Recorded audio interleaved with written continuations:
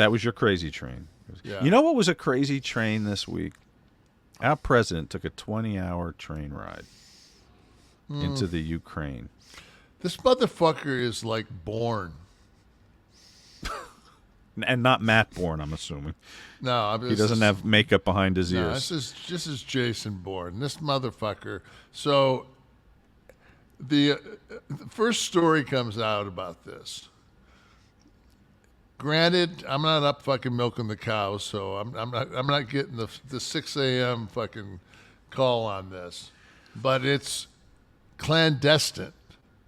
This has not been done since Lincoln / FDR, but Lincoln, taking the train, and FDR taking the flights to meet with Churchill to plan for the demise of the German Empire. So these two, side by side, these just clandestine fucking journeys.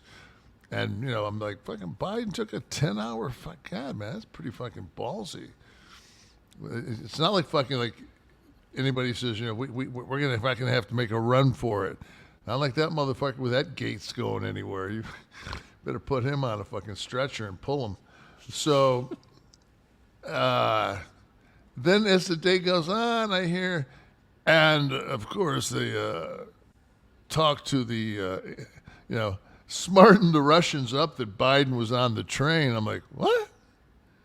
What do you mean they smarten it? But so in other words, the clandestine train that the Russians were told about. They're told about, like, hey, we know you're not real good at your fucking logistics of fucking where you land shit, so please don't hit this fucking train, because we got 3 submarines just right off off your fucking coast, waiting to fucking dump Triton missiles fucking all day long. So I wonder if that's one of those rules of you can't call it a war, rules of conflict, where you've got to. I think it's called a rule of work.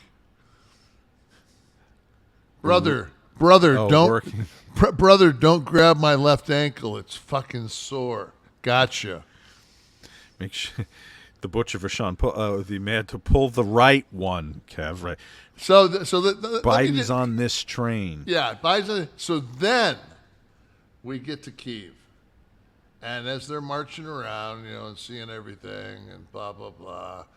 Oh my God! Can you imagine what are the chances that the air raid signal is blaring the whole time, but nobody's selling it? We're supposed to think in our subconscious, we're supposed to think, wow, it's so every day around here with these air raids that they're no selling it. It's part of the day, right? And it's like, no, fuck that. That air raid, hey, don't be alarmed. We're going to fucking, for effect, we're going to put the air raid on. That's exactly what that is. Then we go to take the clandestine return ride to Warsaw in front of 30,000 people. Looks like a fucking a cut screen from a fucking cutscene from a fucking video game. Biden's arrival in Poland, he hits a home run. Fucking at the same time, Putin's fucking hitting a home run with 53 standing ovations. And I'm thinking to myself, like, it's like building an angle, right? Yeah, like they did it perfect. It was the only thing missing was Gene in the middle doing the face to face. I mean, I was just like, we're joking about a lot of it, but it's a fucking mess. Right? Oh, I mean, Russia has declared war on us. As far as Ukraine goes, Crimea's just gone, right? We were talking about this earlier. So this is just like, it's not the fight for Crimea. It's preserving what's left. I can't see him getting Crimea back.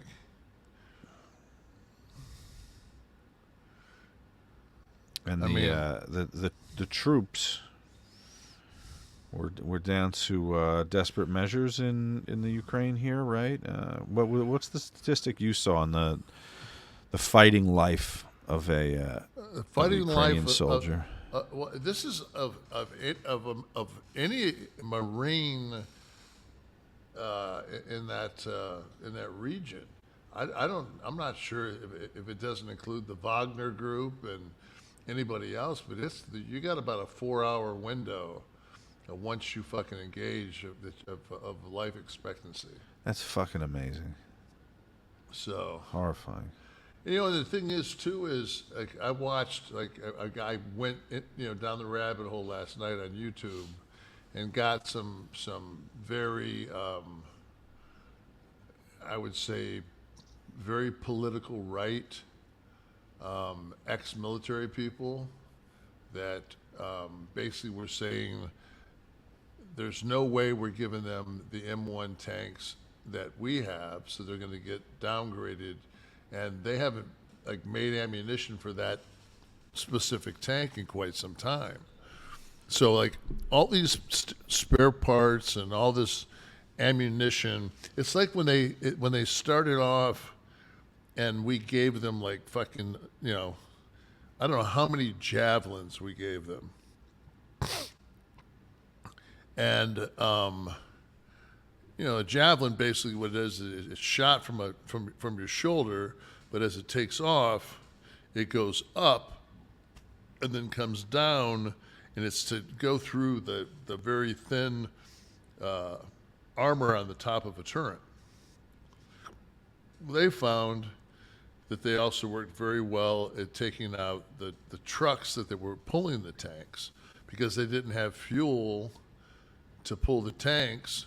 So what they were doing was they were taking out the Russian trucks and then pilfering the tanks for parts, or actually for the tanks. Just stranding the right. transport of the tank, yeah. Right. But at the same time, if you don't have the fuel, the ammunition, the ability to keep these things, operating, they're fucking useless.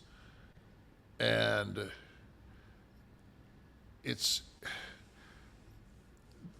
so we say that we're going to give the Abrams, and then the Germans say, okay, well, we'll give the Leopards, and then the U.S. says, well, we're not going to give you the M1A2s, we'll give you this one, and then the Germans say, well, fuck, we're not giving them that Leopard, but there's 88 Leopards around Europe that we've given to other countries.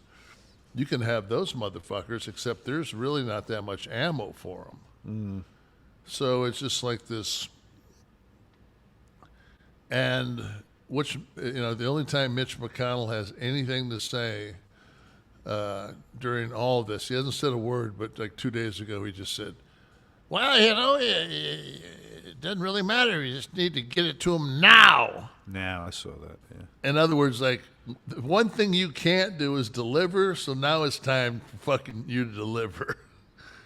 And it's like, ugh, fuck. What an absolute clusterfuck. And are we at a year? We're almost at a year, right? There. Yeah.